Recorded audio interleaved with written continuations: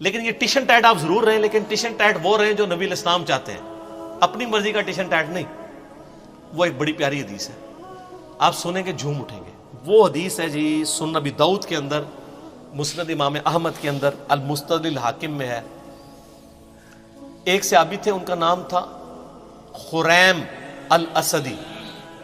وہ بڑے فیشنی صحابی تھے، بڑی لمبی لمبی انہوں نے لٹیں رکھی ہوئی تھی، جس طرح آپ کے ادھر پنڈی کے پاس کے ایک پیر صاحب ہیں، انہوں نے لمبے لمبے بال رکھے ہوئے، اور بڑے خوبصورت کپڑے پہنتے تھے اور زمین پہ گھسٹ رہے ہوتے تھے۔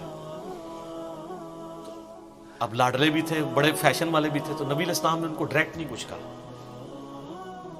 آپ تھوڑا توقف بھی فرماتے تھے۔ آپ نے صحابہ کرام نے کہیں ذکر کیا حضرت خریم کا نا، کہ جی ان کی دیکھیں جتنی لمبی لمبی لٹیں ہیں، اور یہ تو ابو داؤد کے الفاظ ہیں، مسند احمد کے المستدرک الحاکم میں ہے۔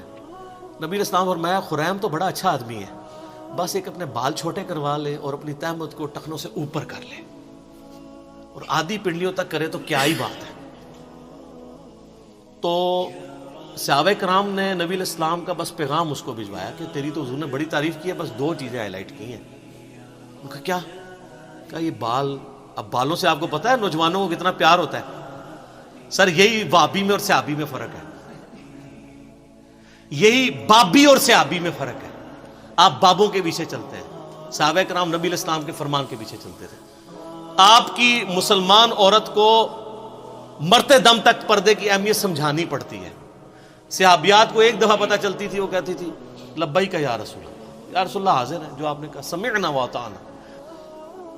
تو حضرت خریم نے اس طرح لیا اور اپنے بال جو ہیں وہ کانوں کی لو تک کر دیے۔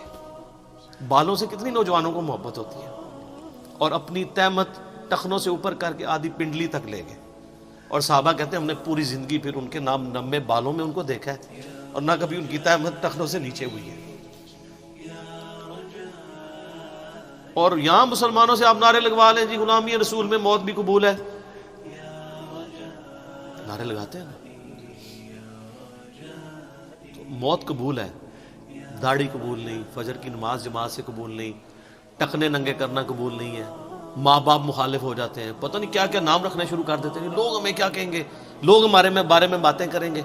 تو سر پھر جنت آسان تو نہیں ملنی، یہ ابھی تو نہیں آپ کو پڑھایا گیا، بخاری مسلم میں حدیث ہے تم مومن ہی نہیں ہو سکتے جب تک کہ میں تمہیں تمہارے ماں باپ، تمہارے بیوی بچوں، سب لوگوں سے بڑھ کر عزیز نہ ہو جاؤ۔ اور بخاری مسلم میں حدیث ہے ایمان کی حلاوت اس نے چکھی جس کو اللہ اور اس کا محبوب صلی اللہ علیہ وآلہ وسلم دنیا میں سب سے بڑھ کر محبوب ہو جائے۔ اس میں اللہ از دا ٹاپ پرائرٹی کی بات ہو رہی ہے، صرف محبت کی نہیں۔